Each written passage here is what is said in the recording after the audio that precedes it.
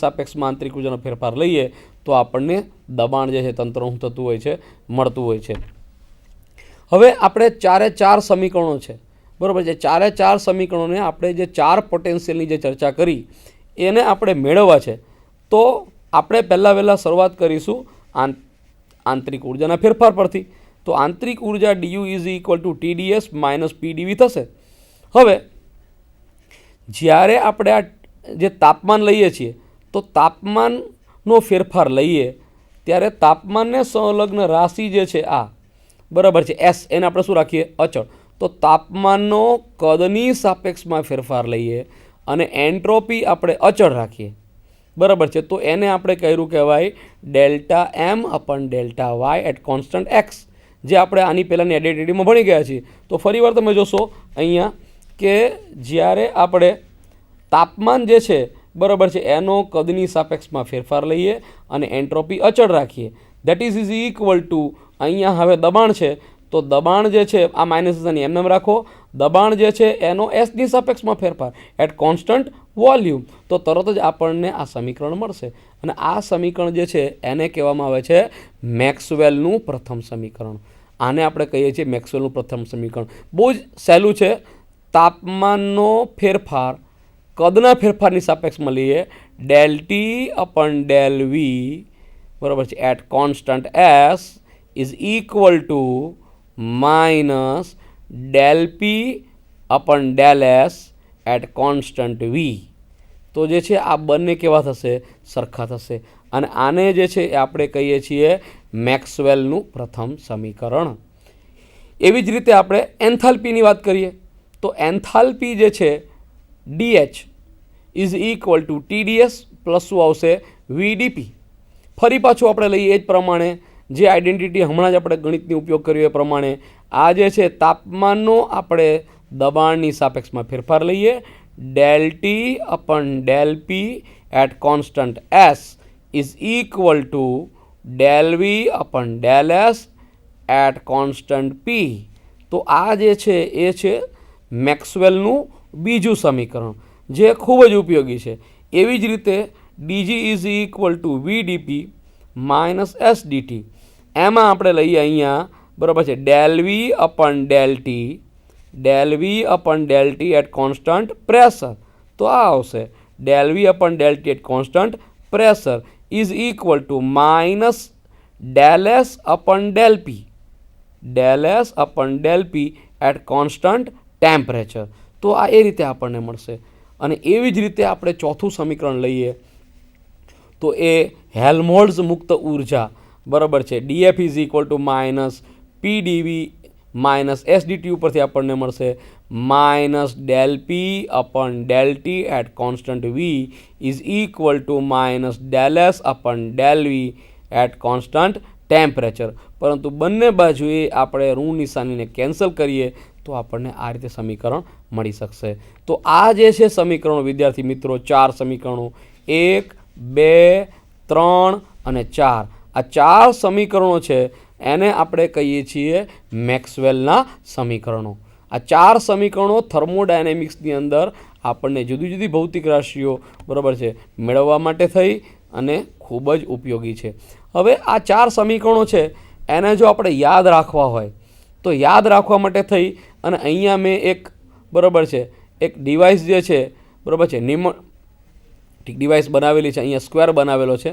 આ સ્ક્વેર તમે જોઈ શકશો. તો આ સ્ક્વેર જે છે એક પહેલાં દોરો તમે યાદ રાખવા માટે. આ ચાર સમીકરણો આપણે એના ઉપર સીધે સીધા લખી શકીશું.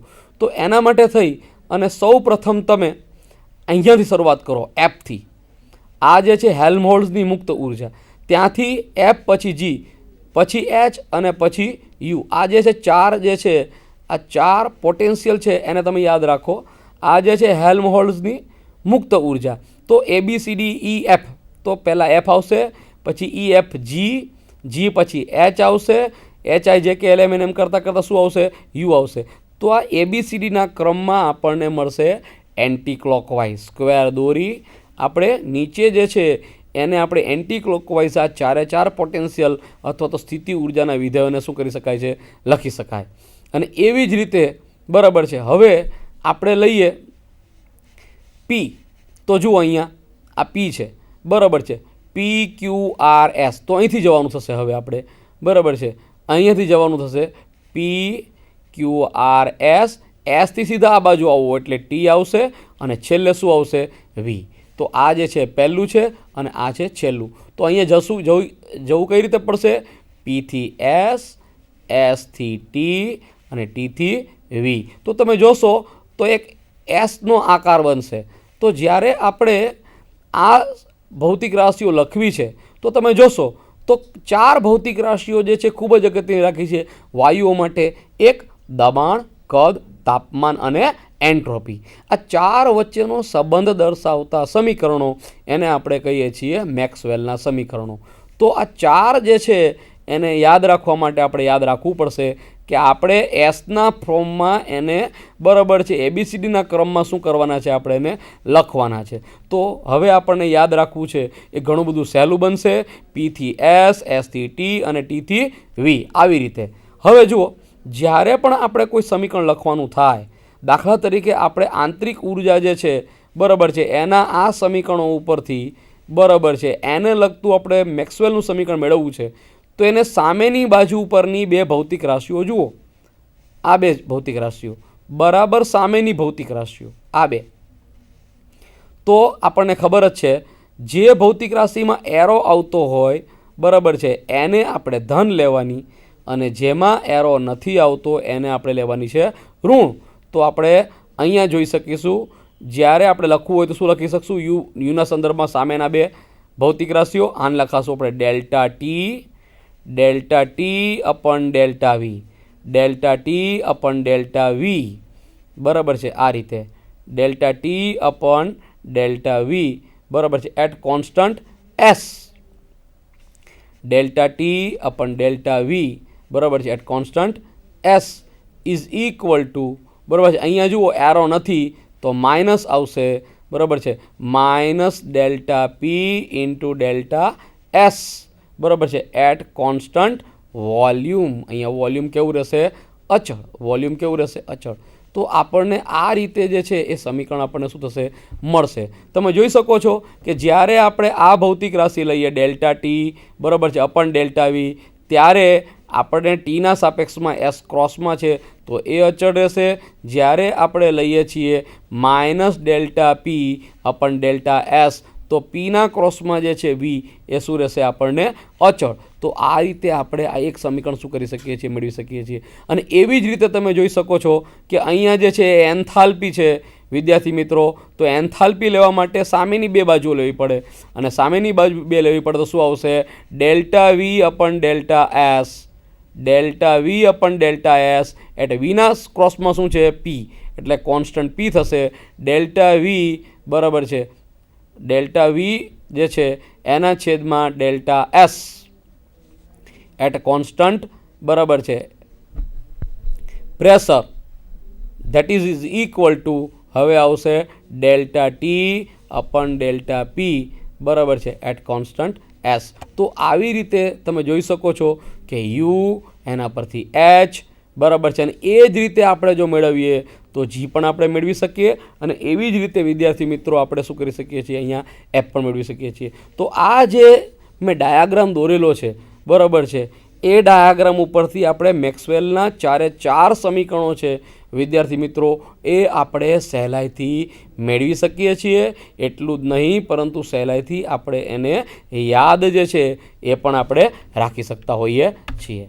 તો આપણને ખબર પડી ગઈ બરાબર છે મેક્સવેલના સમીકરણો જે છે બરાબર છે એ આપણે એની મદદથી પી, વી બરાબર છે ટી અને એસ અને એ માપી અને બાકીની ભૌતિક રાશિઓ જે છે બરાબર છે એ મેળવી અને આપણે એક્સપેરિમેન્ટલ ડેટા ઉપરથી બીજી ઘટતી ભૌતિક રાશિઓ શું કરી શકીએ છીએ? મેળવી શકીએ છીએ. અને આ મેક્સવેલના સમીકરણની થર્મોડાયનેમિક્સની અંદર ખૂબ જ બરાબર છે મોટામાં મોટી શું છે? ઉપલબ્ધિ છે. તો આ જ રીતે મેક્સવેલના સમીકરણો જે છે બરાબર છે એના ઉપરથી આપણે બરાબર છે ટીડીએસ સમીકરણો શું કરી શકીએ છીએ? મેળવી શકીએ છીએ. આપણને ખબર છે DQ is equal two TDS અને એની આપણે જે છે તારવણી અહીંયા નથી કરતા પણ એ તારવણી જે છે એના ઉપરથી આપણે આ સમીકરણ શું કરી શકીએ? મેળવી શકીએ. અને આ ટીડીએસ ઇક્વેશન છે એ પણ શું છે? ખૂબ જ ઉપયોગી છે. એને આપણે વાસ્તવિક વાયુઓ માટે આપણે વાપરીએ તો કેટલી ઉષ્મા ઉર્જાની જરૂર પડશે આઇસોથર્મલ બરાબર છે પ્રતિવર્તી પ્રક્રિયા સમતાપી પ્રતિવર્તી પ્રક્રિયામાં કેટલી ઉષ્મા ઉર્જાની વાસ્તવિક વાયુઓ માટે જરૂર પડશે તો એ આપણે આ ફર્સ્ટ TdS ઇક્વેશન ઉપરથી શું કરી શકાય મેળવી શકાય. તો તમે જોઈ શકો છો અહીંયા આપણે બરાબર છે આ ગણિત કરેલું છે. અહીંયા સમતાપી પ્રક્રિયા છે એટલે dt ઇઝ ઇક્વલ ટુ શું થશે 0 થશે અને dt બરાબર 0 થવાથી આ પદ નહીં રહે એટલે TdS is equal two RT અપન VB delta V આવશે અને માટે TdS ઇઝ ઇક્વલ ટુ શું મળશે આપણને dq. તો આ જે છે આપણને શું બતાવે છે ઉષ્મા ઉર્જા. અને હવે જ્યારે કદ જે છે બરાબર છે એ V1 થી શું થતું હોય V2 થતું હોય તો આપણે શું કરી શકીએ છીએ એનું સંકલન લઈએ છીએ અને આ આપણને અચળ તાપમાને જે છે એ વાસ્તવિક વાયુઓ માટે આપણને કેટલી ઉષ્મા ઉર્જા શોષાશે એ આપણને શું છે આ સમીકરણ ઉપરથી મળી શકે છે. અહીંયા શું આવશે બરાબર છે VF બરાબર VI થી શું આવશે VF અને આ રીતે આપણે શું કરી શકીએ છીએ ગણી શકીએ છીએ. તો આમ પ્રથમ TdS ઇક્વેશન છે એ પણ આપણને ખૂબ જ ઉપયોગી છે. એવી જ રીતે આપણે મેક્સવેલના સમીકરણનો ઉપયોગ કરી અને સેકન્ડ TdS સમીકરણ જે છે એ પણ તમારી SYની બુકમાં આપેલું છે એ બહુ સહેલાઈથી મેળવી શકીએ છીએ. અને n જે છે એનો અને મેક્સવેલના સમીકરણનો જો આપણે ઉપયોગ કરીએ બરાબર છે તો સમતાપી પ્રતિવર્તી પ્રક્રિયાની અંદર બરાબર છે એ દબાણનો ફેરફાર થવાથી કેટલી ઉષ્મા ઉર્જા આપણને મળશે બરાબર છે એ આપણે શું કરી શકીએ છીએ ગણી શકીએ છીએ. અહીંયા સમય જે છે આપણી પાસે ખૂબ જ ઓછો છે માટે આપણે ગણતરી કરતા નથી પણ અહીંયા જે છે એ ફેરફાર જે છે કેટલી ઉષ્મા ઉર્જા જોશે કેટલી ઉષ્મા ઉર્જા ઉત્પન્ન થશે બરાબર છે આપણે અહીંયા બરાબર છે આપણે તમને બતાવેલું છે. તો આ બધી જ વસ્તુઓ જે છે એ મેક્સવેલના સમીકરણ જે છે એની ઉપરથી આપણે શું કરી શકતા હોઈએ છીએ મેળવી શકતા હોઈએ છીએ. તો આ બધી જ જે છે એ શું છે મેક્સવેલના સમીકરણની ઉપયોગિતા છે ને એની મદદથી આપણે આ બધી વસ્તુ શું કરી શકીએ છીએ ગણી શકીએ છીએ. એવી જ રીતે આપણે મેક્સવેલના સમીકરણનો ઉપયોગ કરી પ્રથમ ઉર્જા સમીકરણ પણ મેળવી શકાય છે. એવી જ રીતે આપણે શું કરી શકીએ છીએ બરાબર છે દ્વિતીય ઉર્જા જે છે એ પણ સમીકરણ મેળવી શકાય છે. અને આ બંને જે છે સમયનો અભાવ હોવાથી અહીંયા સીધા જ સમીકરણો લખેલા છે. એની ગાણિતિક તારવણી જે છે ખૂબ જ સહેલી છે માટે આપણે અહીંયા લેતા નથી પરંતુ થર્મોડાયનેમિક્સની અંદર આ પ્રથમ ઉર્જા સમીકરણ અને આ દ્વિતીય ઉર્જા સમીકરણ જે છે એ ખૂબ જ ઉપયોગી છે બરાબર છે. તો એ અહીંયા આપણે તમને બતાવેલા છે. હવે આ જે છે ઉર્જા સમીકરણ જે છે બરાબર છે એ આપણને બતાવે છે કે જ્યારે આપણે આંતરિક ઉર્જા જે છે કૂપ પ્રક્રિયાની અંદર આંતરિક ઉર્જા જે છે તાપમાન ઉપર આધાર રાખશે કે નહીં બરાબર છે. આંતરિક ઉર્જા જે છે બરાબર છે એ તાપમાન ઉપર આધાર રાખશે કે નહીં બરાબર છે. તો આ બતાવે છે આપણને કે આંતરિક ઉર્જા તાપમાન ઉપર આધાર રાખશે પરંતુ કદ ઉપર આધાર રાખતી નથી. અને એ આપણે આ ઉર્જા સમીકરણ પર શું કરી શકીએ છીએ આપણે મેળવી શકાય કે ભાઈ આંતરિક ઉર્જા તંત્રની જે છે એ બરાબર છે તાપમાન ઉપર આધાર રાખશે નહીં કે કદ ઉપર. અને એવી જ રીતે આપણે ઉર્જા સમીકરણની મદદથી એવું સમજાવી શકીએ કે વાસ્તવિક વાયુઓ માટે બરાબર છે જ્યારે આપણે એનો કદનો વધારો કરીએ બરાબર છે તો નેચરલ વાત છે એની આંતરિક ઉર્જા પણ શું થશે વધારો થશે. અને એવી જ રીતે ઉર્જા સમીકરણો ઉપરથી આપણે બરાબર છે અચળ દબાણે અને અચળ કદે બરાબર છે આપણે એનો ગુણોત્તર પણ શું કરી શકીએ છીએ આપણે મેળવી શકીએ છીએ. અને એ સમીકરણ આપણને આ રીતે મળશે. તો વિદ્યાર્થી મિત્રો જોઈ શકો છો આ એક આપણે ઉદાહરણ આપેલું છે અને એવી રીતે આપણે અચળ દબાણે આપણને વિશિષ્ટ ઉષ્મા આપેલી હતી તો આ સમીકરણનો ઉપયોગ કરી અને આપણે અચળ કદે પણ શું કરી શકીએ છીએ વિશિષ્ટ ઉષ્મા મેળવી શકીએ છીએ. તો TdS સમીકરણ અને જે છે એ ઉર્જા સમીકરણો છે પ્રથમ ઉર્જા દ્વિતીય ઉર્જા સમીકરણ એની મદદથી આપણે એક્સપાન્સિવિટી જે છે એ તમારા કોર્સમાં છે બરાબર છે પરંતુ સમયના અભાવે આપણે અહીંયા લેતા નથી બરાબર છે. તો એ પણ આપણે શું કરી શકીએ છીએ અહીંયા લઈ શકીએ છીએ. તો તમે જોઈ શકો છો આ કે જૂલ થોમ્સન અસર આપણે તમને વાત કરી હતી. છેલ્લો પોઈન્ટ આપણે લઈ લઈએ કે જૂલ થોમ્સન અસરની અંદર તંત્ર જે છે એની એન્થાલ્પી જે છે અચળ રહેતી હોય છે. મિત્રો જોઈ શકો છો તમે અહીંયા જે આ રંગ આપણને બતાવેલો છે એ જે છે પોરસ પ્લગ છે બરાબર છિદ્રાળુ આપણે એક પડદો રાખેલો છે. આ જે છે એ શું છે થર્મોકપલ છે બરાબર છે. અને આ તાપમાનના તફાવતના કારણે વોલ્ટેજ ઉત્પન્ન થશે એની મદદથી આપણે તાપમાનનો તફાવત શું કરી શકીએ છીએ જાણી શકીએ છીએ. તો જ્યારે અહીંયા ઊંચા દબાણે વાયુને પસાર કરવામાં આવે છે બરાબર છે ત્યારે પોરસ પ્લગમાંથી પસાર થતાં બીજી બાજુએ જતાં બરાબર છે એનું દબાણ શું થાય છે ઘટે છે. અને દબાણ ઘટતા બરાબર છે તંત્રના તાપમાનમાં શું થાય છે ઘટાડો થાય છે. તો આવી રીતે આપણે એન્થાલ્પીનો ઉપયોગ જે છે એ જૂલ થોમ્સન નામના વૈજ્ઞાનિકે શું કરેલો હતો મેળવેલો હતો. અને આ રીતે જે છે બરાબર છે એણે તંત્ર જે છે એનું તાપમાન બરાબર છે દબાણ ઘટાડી અને કેવી રીતે ઘટાડી શકાય બરાબર છે એ આપણને મેળવી આપેલું હતું. અને એના માટે જે અગત્યની વસ્તુઓ જે છે એ છે જૂલ થોમ્સન બરાબર છે કોએફિશિયન્ટ બરાબર છે. જૂલ થોમ્સન કોએફિશિયન્ટ છે વિદ્યાર્થી મિત્રો એ હું તમને બતાવું. તો જે આપણે પહેલાં વાત કરતા હતા એ જ પ્રમાણે અહીંયા તમે જોઈ શકો છો કે mu S is equal to del T upon del બરાબર છે પી ઇન્ટુ શું આવશે એચ. અચળ એન્થાલ્પી એ બરાબર છે દબાણના ફેરફારની સાપેક્ષમાં તાપમાનનો ફેરફાર. તમે જોઈ શકશો કે તાપમાનનો કેટલો ફેરફાર થાય છે દબાણની સાપેક્ષમાં, દબાણના ફેરફારની સાપેક્ષમાં તાપમાનનો કેટલો ફેરફાર થાય છે એ અચળાંકને આપણે શું કહીએ છીએ જૂલ થોમ્સન અચળાંક. તો જ્યારે બરાબર છે જૂલ થોમ્સન કોએફિશિયન્ટ છે એનું મૂલ્ય છે એ શૂન્ય કરતાં શું થશે બરાબર છે મોટું થશે બરાબર છે શૂન્ય કરતાં મોટું થશે બરાબર છે. તો આપણને ખબર છે કે વાયુને પોરસ પ્લગમાંથી પસાર કરીશું તો તેનું જે છે તાપમાન છે એ વધશે. અને જ્યારે બરાબર છે જૂલ થોમ્સન કોએફિશિયન્ટ છે બરાબર છે એ જ્યારે લેસ ધેન 0 થશે બરાબર છે ત્યારે તેનું તાપમાન શું થશે ઘટશે. તો વિદ્યાર્થી મિત્રો આપણે જોઈ શકીએ છીએ અહીંયા બીજા ગ્રાફ ઉપરથી